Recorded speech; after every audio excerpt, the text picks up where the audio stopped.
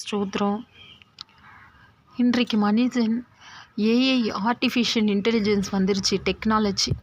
அதில் நாளுக்கு நாள் சயின்டிஃபிக் நாலேஜ் எப்படி வளர்க்கலாம், அந்த ஞானத்தில் எப்படி பெருகலான்னு பார்த்துட்ருக்காங்க. ஆனால் நாம் எதில் பெருக வேண்டும் என்றால், நீங்கள் போதிக்கப்பட்டபடியே விசுவாசத்தில் உறுதிப்பட்டு ஸ்தோத்திரத்தோடு அதிலே பெருகுவீர்களாக. ஒவ்வொரு நாளும் நீங்கள் ஸ்தோத்திரம் பண்ணும்போது, அதிகமாக ஸ்தோத்திரம் பண்ணும்போது அதிகமாக கிருபை பெருகும். அது மாத்திரம் இல்லை, கர்த்தருடைய வார்த்தை சொல்கிறது, நம்முடைய கர்த்தரின் கிருபை கிறிஸ்து இயேசுவின் மேலுள்ள விசுவாசத்தோடும் அன்போடும் கூட என்னிடத்தில் பரிபூரணமாய் பெருகிற்று.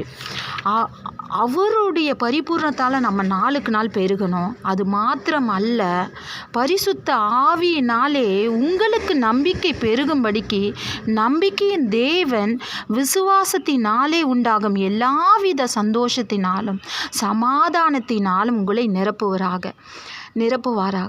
எப்படின்னா, உங்களை எல்லா காரியங்களையுமே, இன்றைக்கி சந்தோஷம் இல்லாமல் இருக்கலாம், சமாதானம் இல்லாமல் இருக்கலாம், இல்லை சூழ்நிலைகள் அற்று போன நிலையில் நீங்கள் இருந்துகிட்ருக்கலாம்.